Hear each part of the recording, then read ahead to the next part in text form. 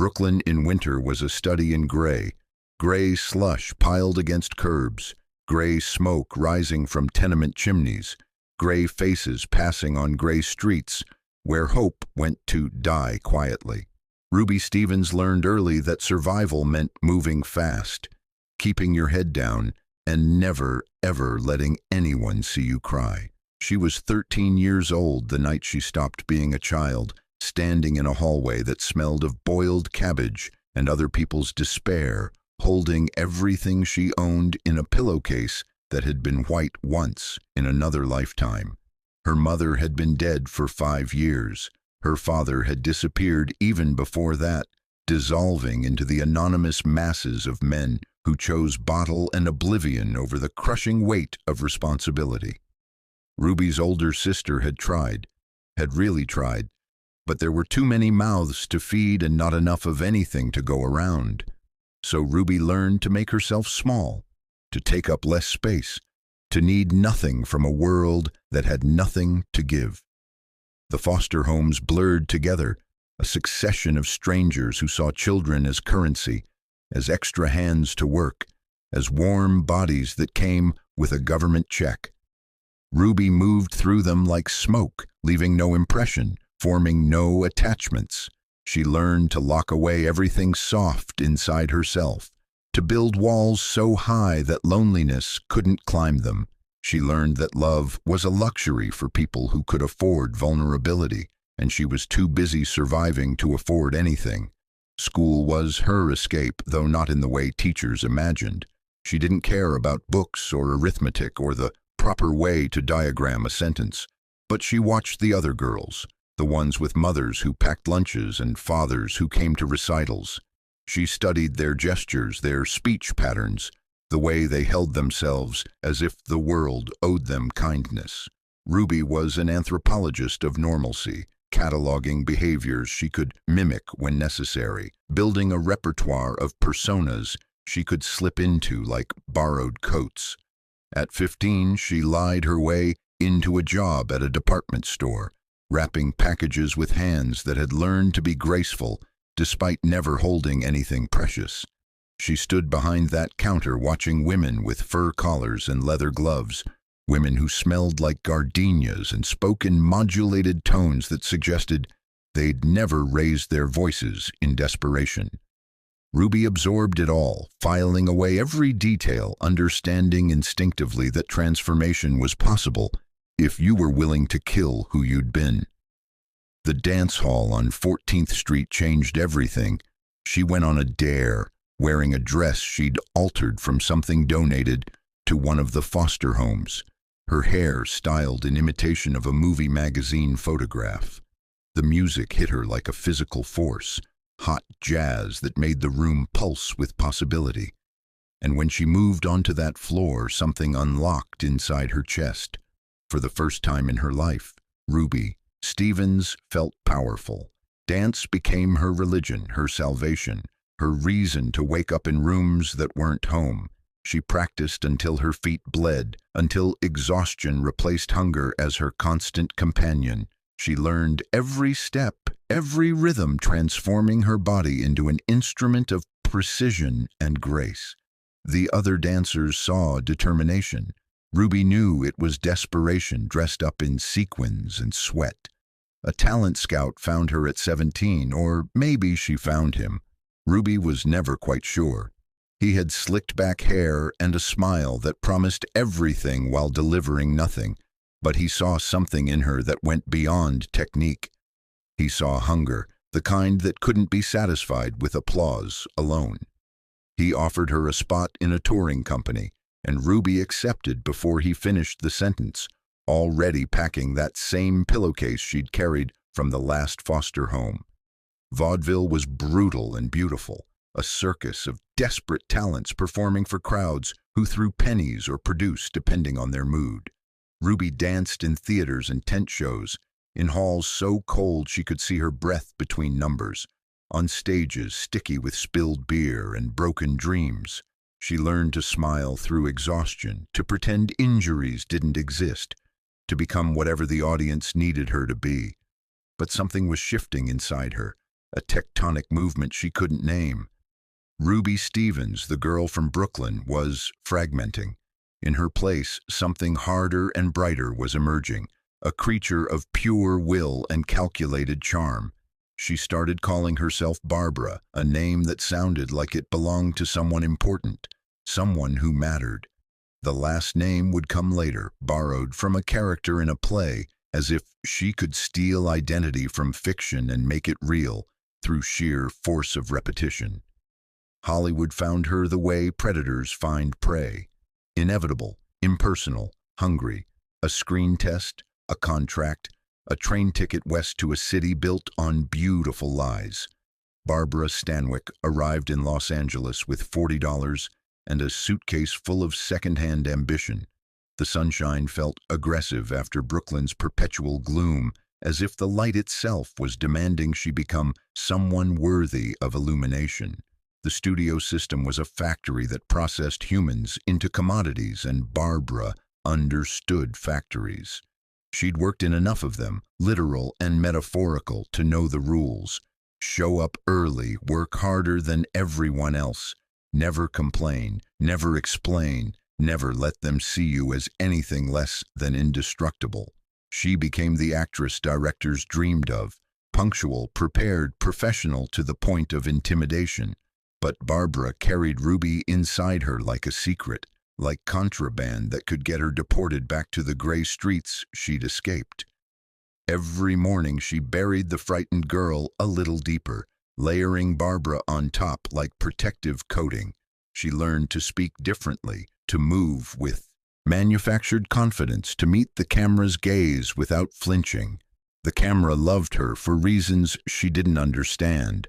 Something in her eyes suggested depths she'd never voluntarily reveal, mysteries that audiences would pay to puzzle over. Her first marriage was a miscalculation disguised as romance. Frank Fay was a vaudevillian with a big act and bigger demons, a man who needed someone to save him and someone to blame in equal measure. Barbara thought she recognized something familiar in him, that particular brand of brokenness that came from starting with nothing. She thought understanding might be enough. She was wrong about many things in those early years, but she was most wrong about that. The marriage taught her things she wished she didn't know. It taught her that violence could hide behind charm until the door closed and the audience went home. It taught her that needing someone was the most dangerous addiction, worse than anything you could buy or drink or inject. It taught her that the only person you could trust to save you was yourself, and even that was questionable.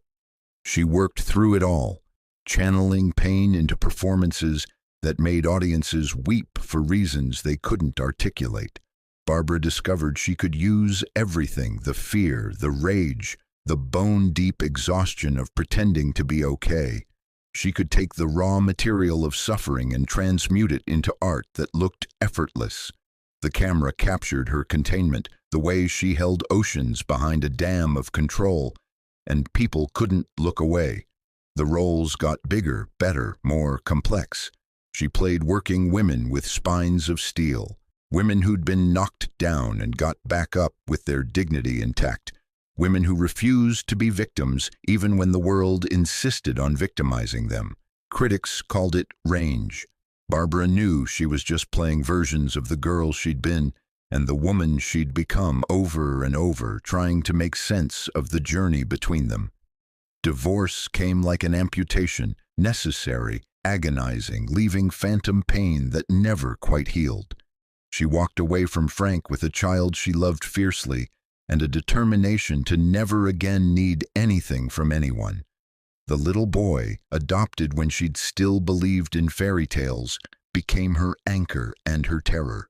She loved him with an intensity that frightened her, knowing she was giving him power to hurt her in ways no one else could.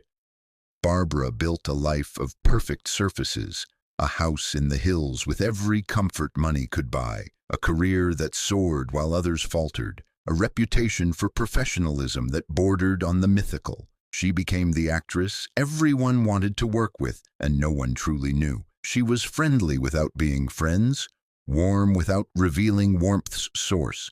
present while keeping the essential parts of herself locked away in a vault no one could access.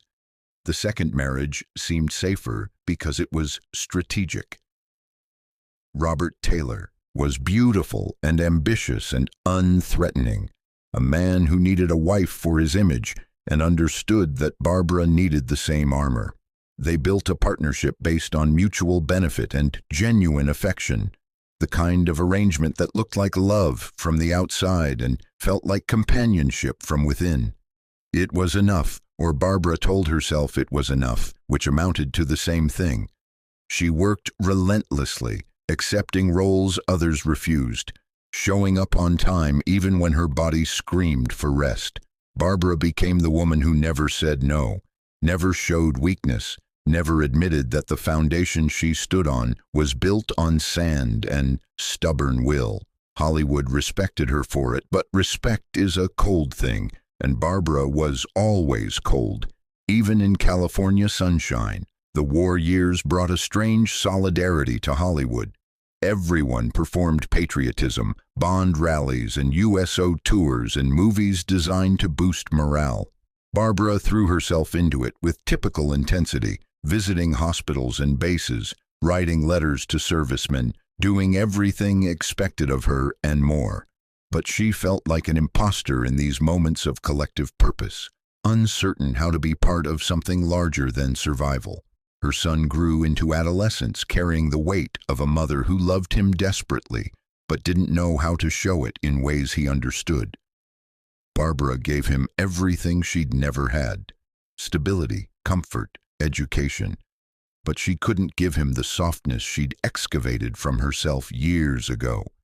She watched him pull away and didn't know how to pull him back, didn't have the vocabulary for the kind of vulnerability that might bridge the gap between them. The marriage to Robert unraveled slowly, politely, a mutual agreement that the performance had run its course. They divorced with dignity and discretion, two professionals ending a partnership that had served its purpose. Barbara moved through it with characteristic efficiency, packing up emotions as neatly as household goods, refusing to examine too closely what she might be feeling underneath the competence. She was in her 40s now, an age when Hollywood traditionally discarded women like used props. But Barbara had built something different, a career based on talent and reliability, rather than youth and beauty.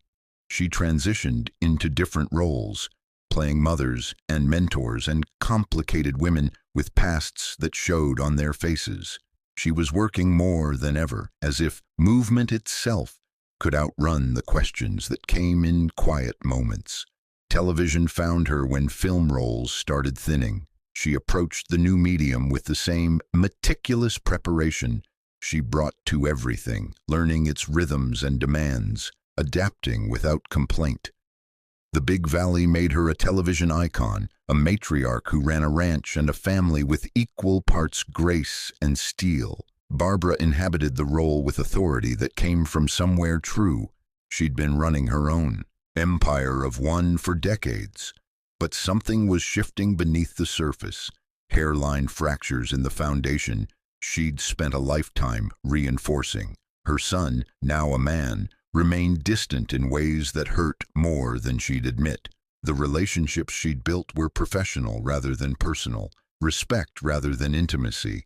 She had everything she'd wanted: success, security, independence, and discovered that getting everything you wanted didn't necessarily mean having anything you needed. Barbara started experiencing something she'd never allowed herself before: memory. Ruby Stevens, buried so deep and for so long, was staging a haunting. Late at night, alone in the house she'd filled with expensive things, Barbara would find herself remembering Brooklyn. The cold, the hunger, the feeling of being utterly disposable. She'd spent 40 years running from that girl, and now the girl was catching up. The nightmares started small, flashes of foster homes and closed doors, of being young and frightened with nowhere safe to land. But they intensified until Barbara dreaded sleep, until exhaustion became her constant state. She couldn't tell anyone, Confessing vulnerability would crack the image she'd maintained so perfectly. So she worked harder, slept less, kept moving because stopping meant the memories might overtake her. Her body began sending signals she'd trained herself to ignore. Pain that didn't have clear sources, exhaustion that rest couldn't cure. Barbara pushed through it all with grim determination, the same will that had carried her from Brooklyn to Hollywood. She'd never learned to listen to her body. It was just another thing to control, to force into compliance, to deny when it inconveniently demanded attention. The collapse, when it came, was private and absolute. Barbara's body simply refused to continue, staging a rebellion against decades of neglect. She found herself hospitalized, hooked to machines, forced into stillness for the first time in her adult life. The doctors spoke in concerned tones about stress and overwork, but Barbara knew the truth. She'd been running on empty for so long she'd forgotten what fuel felt like. Lying in that hospital bed, she couldn't work, couldn't move, couldn't maintain the performance that had become indistinguishable from her identity. And in that forced stillness, Ruby Stevens emerged from the grave where Barbara had buried her. The girl with the pillowcase and the broken dreams, the child who'd learned that love meant loss and safety was a lie. She was still there, still frightened, still waiting for someone to tell her she was worthy of existing. Barbara wept for the first time in decades, and the crying felt like drowning. She cried for the child who'd never been protected, for the woman who'd protected herself so well she'd become unreachable. She cried for her son, whom she'd loved without knowing how to show him. She cried for all the connection she'd refused, the intimacy she'd avoided, the walls she'd built so high she'd imprisoned herself inside them. Her son came to visit, and for once, Barbara didn't perform. She was too tired, too broken, too emptied out to maintain the facade. She told him things she'd never articulated, how frightened she'd always been, how much she'd loved him despite not knowing how to express it, how she'd mistaken protection for love and distance for strength. He listened, this man who'd grown up in the shadow of her competence, and Barbara saw recognition in his eyes. He'd known. He'd always known. They began tentatively to build something real, not the performance of family but actual connection, messy and uncertain and genuine.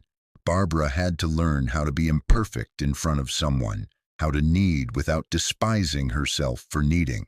It was harder than any role she'd played, more terrifying than any scene she'd filmed, but it was also real in a way nothing else had been.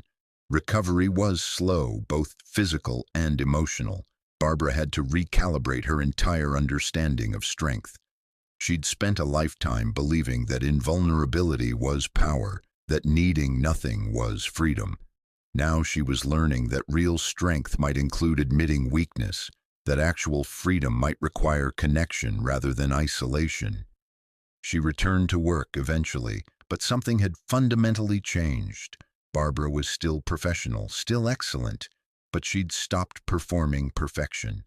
She allowed herself to be human on set, to laugh genuinely, to admit when she didn't know something, to let people see glimpses of the woman behind the legend. Some people didn't know what to do with this softer version of Barbara Stanwyck, but others responded with a warmth she'd never allowed herself to receive before. The years that followed were quieter but richer.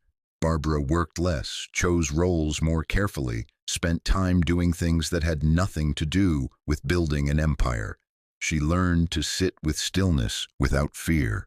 She reconciled slowly with the girl from Brooklyn, understanding finally that Ruby Stevens wasn't a weakness to overcome, but a part of her story that deserved acknowledgement. Her relationship with her son deepened into something that resembled peace. They couldn't undo the years of distance, couldn't rewrite the past, but they could be present with each other now. Barbara learned to apologize, to admit mistakes, to exist in relationship without controlling every variable.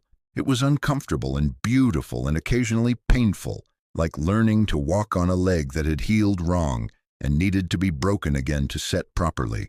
She thought often about all the women she'd played, the tough dames, the survivors, the women who refused to break.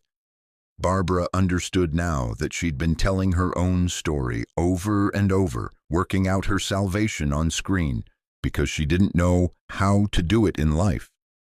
The characters had been breadcrumbs leading her back to herself, if she'd only had the courage to follow them sooner. Barbara Stanwyck lived into her 80s, a longevity that surprised no one who knew her stubbornness. She worked less in her final decades but remained present in Hollywood, a living legend who'd survived eras that had consumed others. The young actors sought her out for advice, and Barbara gave it freely, though she suspected they wanted formulas for success, when what she'd learned couldn't be reduced to formula. She told them to be professional, to show up prepared, to treat the work with respect. But if they listened closely, really listened, they might hear the other message underneath. Don't do what I did. Don't wall yourself off so completely that you lose the ability to connect. Don't sacrifice yourself so thoroughly on the altar of survival that you forget how to live. Her son was with her at the end, holding her hand in a room filled with afternoon light. Barbara looked at him and saw the child she'd tried so hard to protect, the man he'd become despite her mistakes. She wanted to apologize again, to explain better, to somehow communicate the complexity of loving someone while being terrified of that love.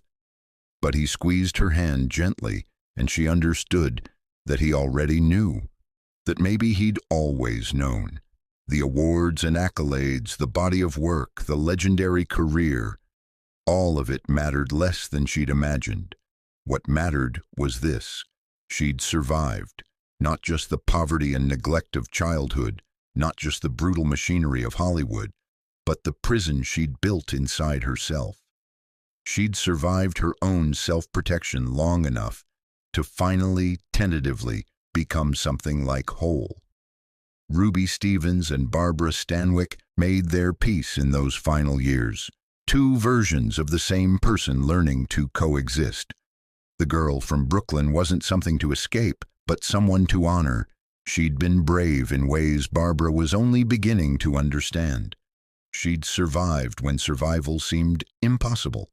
She'd transformed herself when transformation was her only option, and she'd carried that strength forward, even when it hardened into armor that cut her off from everything she needed.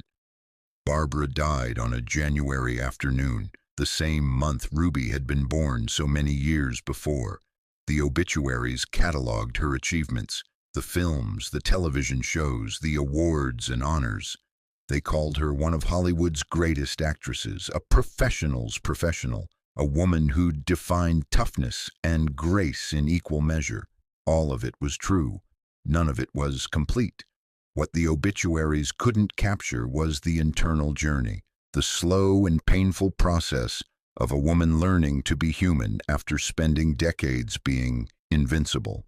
They couldn't articulate the courage it took to dismantle the defenses that had saved her life, but also imprisoned it. They couldn't measure the value of a mother and son finding each other after years of loving each other from opposite sides of an invisible wall.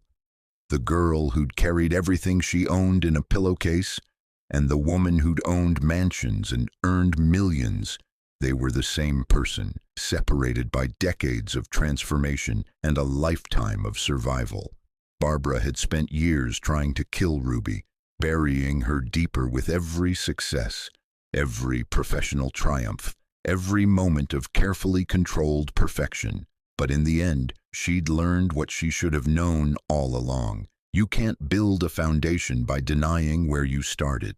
You can only build by acknowledging the journey from there to here. Her legacy lived in the films, timeless performances that captured something essential about resilience and complexity. But perhaps her real legacy was simpler, more human. She'd shown that it was possible to survive impossible things, to build a life from nothing, to succeed beyond measure, and still have to learn, late in life, that survival wasn't the same as living, that invulnerability wasn't the same as strength, that the greatest courage might be letting someone see you as you really were. The girl who disappeared that winter night in Brooklyn never truly vanished.